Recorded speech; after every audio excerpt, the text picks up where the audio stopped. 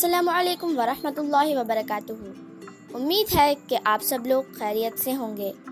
میری آپ سے ایک آسان سا سوال ہے، ذرا اپنی زندگی پر ایک نظر ڈالیں اور بتائیں کہ کیا آپ نے اپنی ذمہ داریاں پوری کر دی ہیں؟ آج ہم ایک ایسی کہانی سنیں گے جس سے ہمیں اپنی ذمہ داریاں یاد آ جائیں گی انشاءاللہ۔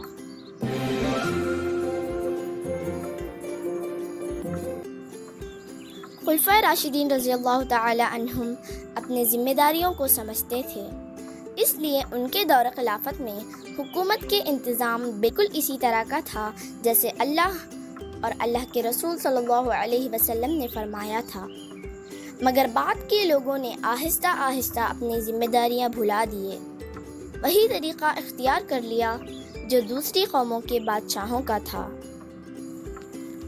بیت المال کو مسلمانوں کی امانت کے بجائے اپنی ملک سمجھ لیا اور اپنے عیش و آرام پر خرچ کرنے لگے۔ خلافت کو اپنے خاندان میں محدود کر دیا، اونچے اونچے عہدے اپنے اعزاء و اقارب کو سونپنے لگے، رعایا پر ظلم و ستم ہونے لگا اور لوگوں کے حقوق غصب کیے جانے لگے۔ انہی حالات میں اتفاق سے حضرت عمر بن عبدالعزیز رضی اللہ تعالی عنہ خلیفہ ہو گئے۔ آپ بہت ہی صالح اور خدا ترس تھے۔ آپ نے بڑی کوشش کی کہ کسی طرح حکومت کا انتظام خلافت راشدہ کے نمونے پر ہو جائے۔ وہ اس کوشش میں بہت حد تک کامیاب بھی ہوئے، اسی لیے بہت سے لوگ انہیں خلفائے راشدین میں شمار کرتے ہیں۔ سلیمان بن عبد الملک کی وفات کے بعد آپ رضی اللہ تعالی عنہ خلیفہ ہوئے۔ سلیمان کی تجہیز و تکفین میں سارا دن لگ گیا، رات مسلمانوں سے بیعت لینے میں کٹ گئی۔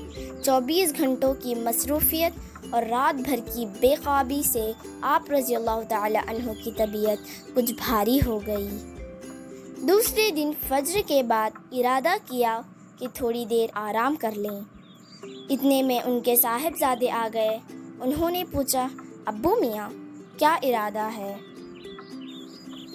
خلیفہ نے جواب دیا، طبیعت کچھ بھاری ہے، رات بھر کا جاگا ہوں، ارادہ ہے کہ کچھ دیر آرام کر لوں۔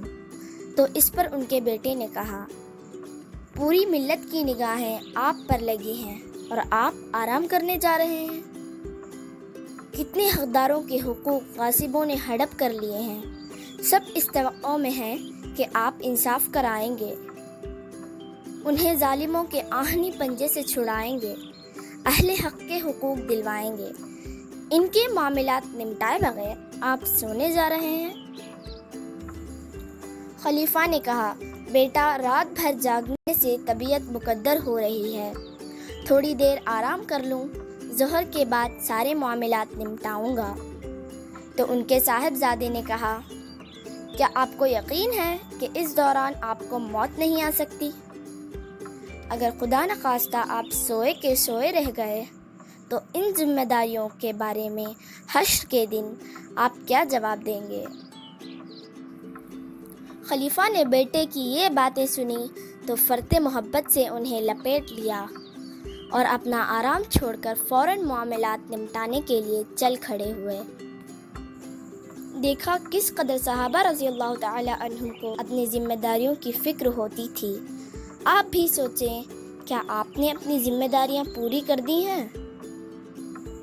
میری اللہ سے یہ دعا ہے کہ ہمیں اپنی ذمہ داریوں کو پورا کرنے کی توفیق عطا فرمائے، آمین۔ امید ہے کہ آپ سب لوگوں کو یہ ویڈیو پسند آیا ہوگا۔ اگر پسند آیا ہو تو اس ویڈیو کو لائک کریں، چینل کو سبسکرائب کریں اور کمنٹ باکس میں آپ کا ریویو لکھ دیں۔ آپ سب سے پھر ملاقات ہوگی انشاءاللہ، تب تک کے لیے اللہ حافظ۔